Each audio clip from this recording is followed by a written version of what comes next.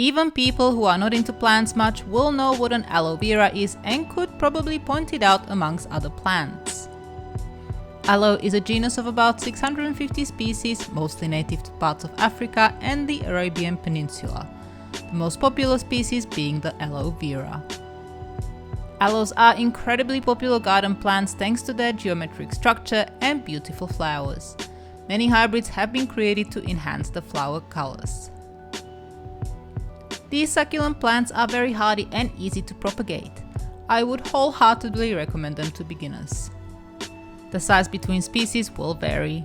There are aloes out there that can grow into small trees, but also aloes that won't reach over 10 centimeters.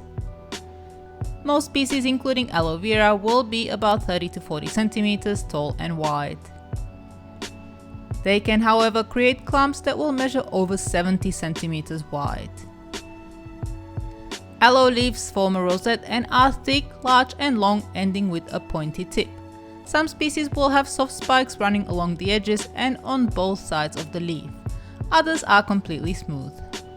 The color is usually shades of green, but some hybrids can also be pink or red. When aloes are stressed, they may become a brownish color. This will usually happen in winter, during droughts, or when they are exposed to too much sun.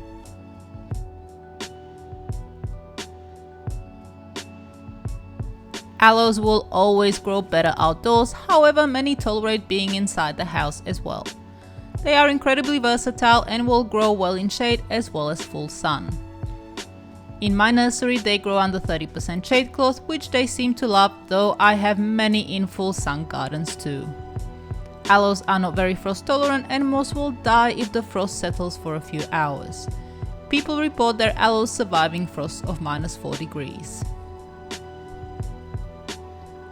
When growing succulents in the garden, it's best to choose a slope, raised beds, or a spot where water doesn't pool after the rain.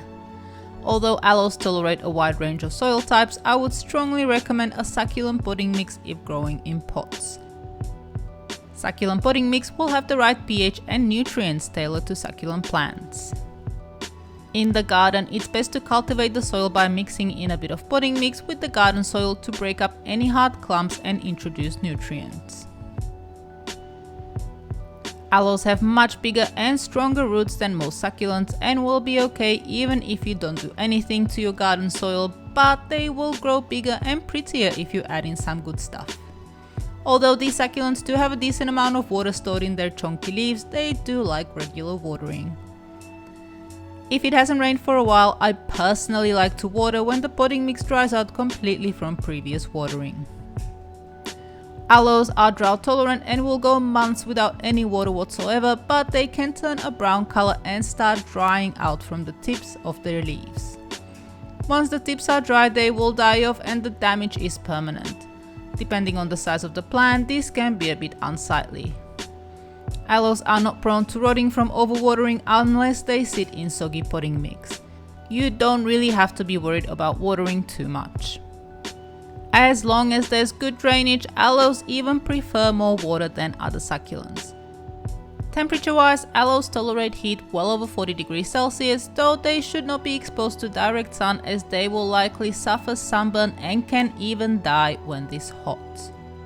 If in pots, it would be beneficial to move them into shade during heat waves.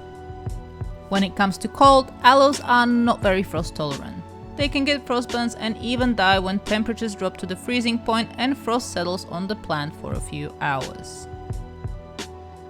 If you get snow and frost during the day as well, these plants should be grown in pots so they can be brought inside for the winter or in a greenhouse. If you only get the occasional frost, frost cloths can be used over garden plants.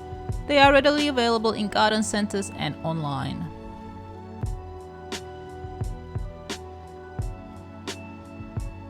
Aloes can easily be propagated from cuttings of offsets and seed. Some of you may be thinking leaves, but I don't believe aloes propagate well this way.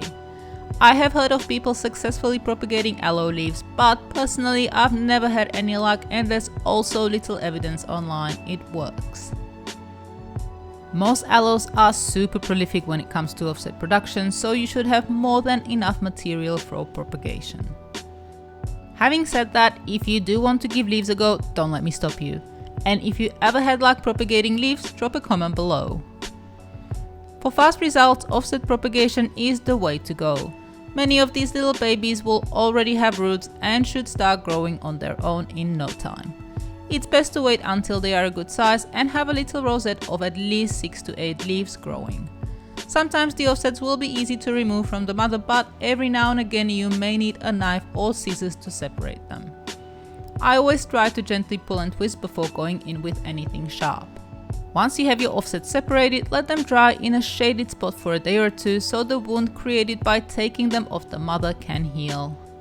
Personally, I plant little propagations into pots with succulent potting mix, but aloes are such an easy plant to grow you can plonk them directly into the garden as well. Now let's look at seed propagation.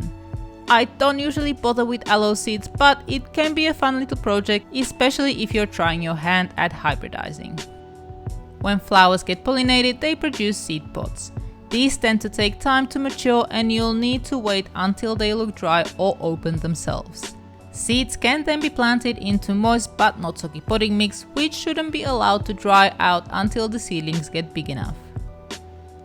Seed propagation can take time. Some varieties will germinate within weeks while others take over a month. Temperature will also influence how fast the seeds grow.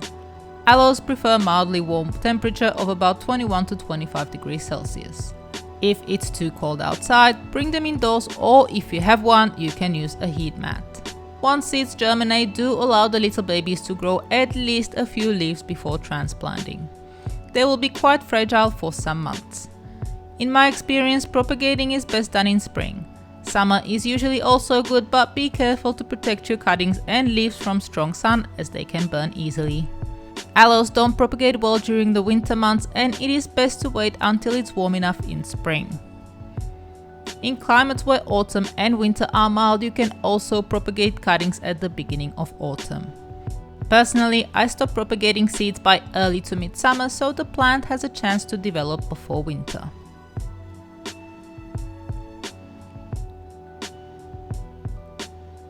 Aloes do occasionally get attacked by the usual succulent pests, but not as much as others. Aphids can get into young leaves in the center of the rosette, but if there are tastier plants around, they will leave aloes alone. They do spread fast though and should be eradicated immediately if you spot them. Pyrethrum spray works well for these little buggers. It's pretty much the same with mealybugs. They do sometimes find their way into the plants, but aloes are not one of their favorites. Squashing is the most reliable eradication method with mealies, as they can be resistant to insecticides, but if there's an infestation, you can try 70% alcohol or mealybug specific insecticide. Root mealybugs, however, are pretty common, especially if you let your plants get root bound. If you do uncover root mealybugs, there are drenches and tablets to control them.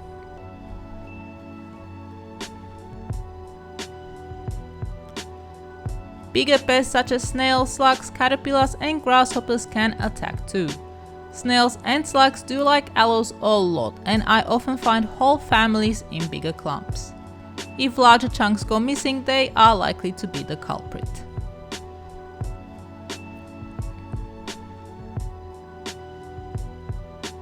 Aloe flowers rise up on a tall stem from the center of the rosette.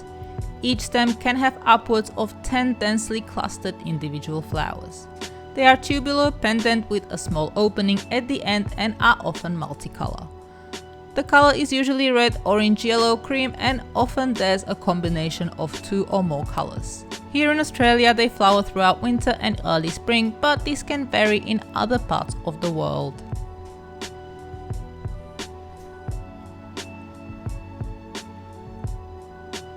Despite aloe vera extracts being found in foods, aloes are generally not safe to eat and contain toxins that may cause diarrhea, vomiting and stomach upset, just to name a few.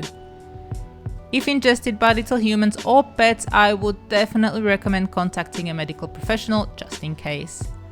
Also, I don't believe it is safe to consume aloe vera raw. Please do lots of research and talk to your doctors if you're thinking of consuming it. And that's it for today. I hope this video was useful. Thank you so much for watching and I'll see you all next time.